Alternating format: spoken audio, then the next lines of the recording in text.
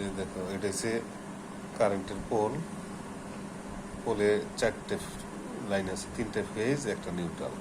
এখান থেকে single phase আমাদের একটা ফেজ আসবে, একটা নিউট্রাল এসে এই ব্যান্ড পাইপ দিয়ে আমাদের এই বাড়ির মিটারে ঢুকবে। হ্যাঁ, মিটারে ফেজ নিউট্রাল ঢুকবে, বাইরে আমাদের এই মেন সুইচে ঢুকবে। মেন সুইচ থেকে আমরা ডিবি বোর্ডে নিব, ডিবি বোর্ড থেকে আমরা এসডিবি বোর্ডে নেব, তারপরে বাসা বাড়িতে সব জায়গায় লাইন যাবে। এখানে একটা আর্থিং করতে হবে আমাদের, মেন সুইচের থেকে একটা আর্থিং নামবে। হ্যাঁ, আর্থিং মাটিতে গ্রাউন্ড থেকে আসবে, তা সিঙ্গেল ফেজ লাইন আসতেছে। হ্যাঁ, সিঙ্গেল ফেজে 220 ভোল্ট।